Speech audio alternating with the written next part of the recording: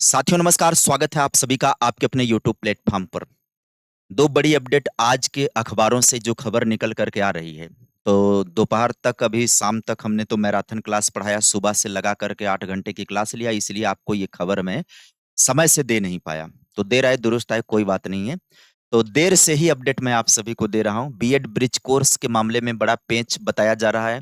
33,000 से अधिक शिक्षक इससे प्रभावित हो रहे हैं और प्राथमिक स्कूलों में 2 अध्यापकों का रूल लागू हो चुका है। तो ऐसे में अब आने वाली भर्ती पर क्या प्रभाव पड़ने वाला है? तो बने रहिएगा आज के इस सेशन में। सेशन प्रारंभ करेंगे उससे पहले आपसे अपील करेंगे कि वीडियो को लाइक कर दीजिएगा। चैनल पर यदि आप पहली बार होंगे तो सब्सक्राइब जरूर कर दीजिएगा।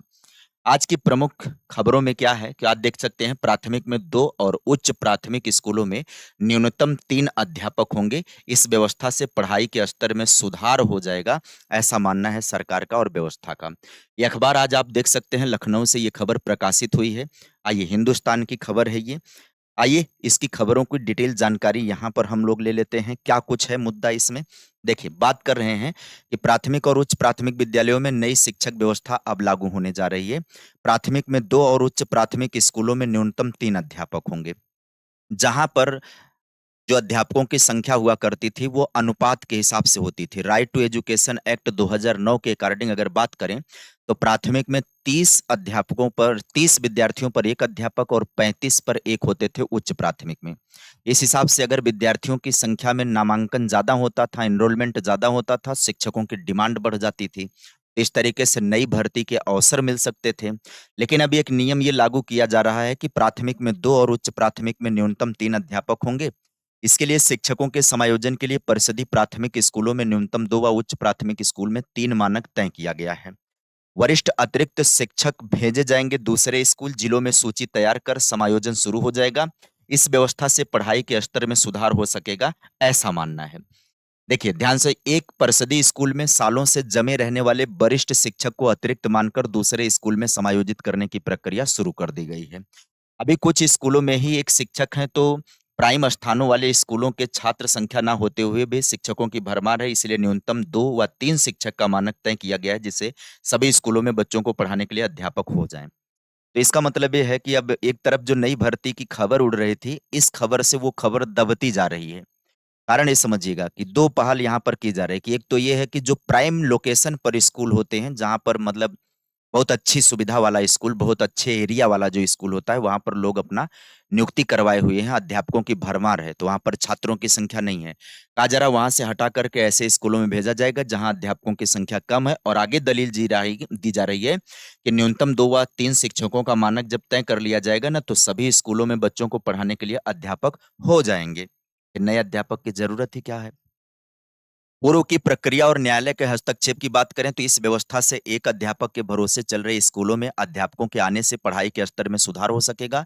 2 वर्ष पहले सरप्लस अध्यापकों के समायोजन की प्रक्रिया शुरू की गई थी, लेकिन तब सबसे जूनियर शिक्षक को सरप्लस मानकर उसका समायोजन शुरू किया गया था। इसके खिलाफ जूनियर शिक्षक कोर्ट चले गए थे और प्रक्रिया रोक दी गई थी, क्योंकि ऐसे तो जूनियर शिक्षकों का बार बार स्थानांतरण होता रहता है और वरिष्ठ अध्यापक एक ही स्कूल में जमे रहते हैं। ये चीजें थी, इसी कारण से ये समायोजन की प्रक्रिया रुक गई थी। अब न्यायालय के आदेश और आगामी प्रक्रिया में क्या हुआ? न्यायालय ने अब प्राथमिक स्कूलों में न्यूनतम 2 और उच्च प्राथमिक स्कूलों में 3 शिक्षक तैनात करने के आदेश दिए हैं।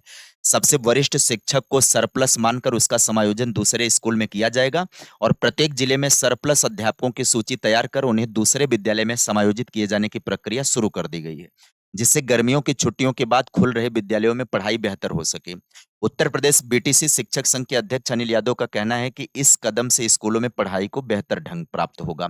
अब परिषदीय स्कूलों में शिक्षक और छात्र के अगर हम आंकड़ों की बात करें तो 3,38,000 अध्यापकों की संख्या पर 1,43,000 शिक्षा मित्रों की संख्या और 1,04 करोड़ छात्रों की संख्या बताई जा रही है।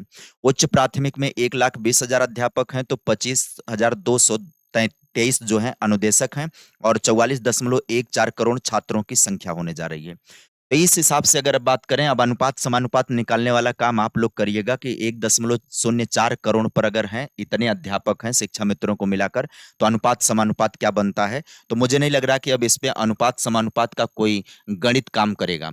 आगे बात की जा रही है कि सड़क किनारे वाले स्कूलों से ज्यादा अध्यापक हैं। ज्यादातर शिक्षक ऐसे विद्यालय जहां पर आसानी से परिवहन सुविधा है, खासकर जो सड़क के किनारे स्थित हैं वहां पर अपनी तैनाती के लिए जोर आजमाइश करते हैं और जोर जुगाड़ करके वहां पर तैनाती पा लेते हैं। सड़क किनारे के स्कूलों में छात्र भले ही कम हों लेकिन शिक्षक अधिक रहते हैं। अब यहाँ से वरिष्ठ अध्यापक को दूर दराज के उन विद्यालयों में भेजा जाएगा जहां पर अध्यापक एक ही तैनात है, ऐसे स्कूलों में भेजा जाएगा। तो जाहिर सी बात है, संख्या संख्या बैलेंस हो जाएगी। अब आगे संवर्ग एक ही तो मिले राहत। यहाँ पर शहरी क्षेत्रों के परिषदीय विद्यालयों की हालत काफी खराब है। वर्ष 1972 से बेसिक शिक्षा परिषद बनने से ग्रामीण शिक्षकों व शहर शिक्षकों का अलग अलग संवर्ग हो गया। पहले ग्रामीण शिक्षकों को शहर के विद्यालय का विकल्प देकर यहाँ स्थानांतरित कर दिया गया जाता था, लेकिन 2012 के बाद ये प्रक्रिया बंद है। नतीजा कि लखनऊ में ही शहरी क्षेत्र में 55 विद्यालय ऐसे हैं जहां पर एक भी अध्यापक नहीं है। यहाँ शिक्षा मित्रों के सहारे या फिर उनके ना होने पर दूसरे विद्यालय के अध्यापक को यहाँ अटैच करके काम चलाया जा रहा है। ऐसे में इसी के आधार पर बात ये निकल करके आ रही है कि अब तो ये पूरी तरह से संभावना क्लियर हो जा रही है कि शहरी क्षेत्रों में ही अध्यापकों की नियुक्ति होगी। जो 10-11 हजार पद बता दिए गए हैं, शहरी क्षेत्रों में अव्यवस्था है, वहीं पर नई नियुक्ति की संभावना है। बाकी ग्रामीण क्षेत्रों में तो नियुक्ति की संभावना अब ना के बराबर दिखाई पड़ रही है। तो जो भी 58,000 62,000 जो भी चर्चाएं चल रही थी, अब वो चर्चा समझ लीजिएगा केवल कल्पना मात्र है, हकीकत तो नहीं होने को है। यहाँ पर बीएड डिग्रीधारी शिक्षकों के ब्रिज कोर्स को लेकर के पेच फंस गया है। सुप्रीम कोर्ट ने 6 माह का प्रशिक्षण कराने का आदेश दिया था। आवेदन के 2 महीने बाद भी शुरू नहीं हो चुका है ब्रिज कोर्स। 28 जून 18 से 11 अगस्त 2023 के शिक्षकों का ये मामला है। खबरों में क्या कुछ है, आइए आगे पढ़ते हैं। सुप्रीम कोर्ट ने 6 माह का प्रशिक्षण कोर्स कराने का आदेश दिया था। आवेदन के 2 महीने बाद भी अभी तक कोर्स नहीं शुरू हो पाया है। ये अध्यापक भर्ती में इसमें देश भर के 67,145 और यूपी के 33,992 अध्यापकों ने फॉर्म भरा है ब्रिज कोर्स को लेकर के। आइए ब्रिज कोर्स और कानूनी अड़चन की बात बताएं तो मुख्य संवाददाता इनो खबर है। यहाँ पर उत्तर प्रदेश में बीएड के आधार पर परिषदीय प्राथमिक स्कूलों में चयनित सहायक अध्यापक के लिए अनिवार्य ब्रिज कोर्स मुकदमेबाजी में फंस गया है। सुप्रीम कोर्ट के आदेश के बाद राष्ट्रीय अध्यापक शिक्षा परिषद से मान्य 6 माह के विशेष पाठ्यक्रम के लिए राष्ट्रीय मुक्त विद्यालय शिक्षा संस्थान एनआईओएस से 30 अप्रैल तक ऑनलाइन आवेदन लिए गए थे। देश भर में यहाँ पर 67,145 अध्यापकों ने आवेदन किए हैं, जिनमें उत्तर प्रदेश के 33,992 अध्यापक शामिल हैं। राज्य की मंजूरी और सर्वोच्च न्यायालय में याचिका। यूपी के 33,577 स्कूलों शिक्षकों के प्रशिक्षण के लिए राज्य से मंजूरी भी दे जा चुकी है, लेकिन कुछ राज्यों ने शिक्षकों के ब्रिज कोर्स से छूट देने की मांग को लेकर सर्वोच्च न्यायालय में याचिकाएं कर दी गईं। यही कारण है कि आवेदन के लगभग 2 वर्ष बाद भी ब्रिज कोर्स अभी तक शुरू नहीं हो पाया। असली मामला सुप्रीम कोर्ट में चला गया है ये विवाद। शीर्ष अदालत के कड़े निर्देश हैं कि 28 जून 2018 के बाद और 11 अगस्त 2023 से पूर्व प्राथमिक स्कूलों में नियुक्त बीएड अर्हताधारी सहायक अध्यापकों को ब्रिज कोर्स करवाने का निर्देश दिया गया था। इन अध्यापकों को ब्रिज कोर्स शुरू होने की तिथि से 1 वर्ष के भीतर एक बार में ही कोर्स पूरा करना है। कोर्स पूरा न करने वाले अध्यापकों की नियुक्ति अमान्य हो जाएगी। अब ऐसे में प्रॉब्लम समस्या में आ गई क्या, कि समस्या ये आ गया है कि परिषदीय प्राथमिक स्कूलों में बीएड की तरह बिना ब्रिज कोर्स किए पढ़ा रहे हैं 5,000 से शिक्षक प्रशिक्षण। ये जो कौन है, ये जो डीएड वाले हैं, ये भी पढ़ा रहे हैं उसी आधार पर। इस तरह से 69,000 की वैकेंसी की बात करें तो 68,500 और 69,000 सहायक अध्यापक भर्ती के विज्ञापन में बीएड और डीएड धारकों को नियुक्ति के बाद प्रारंभिक शिक्षा के 6 माह के विशेष ब्रिज कोर्स के प्रशिक्षण अनिवार्य कर दिया गया। तो देखिए 68,000 में तो बीएड शामिल नहीं था लेकिन डीएड शामिल था।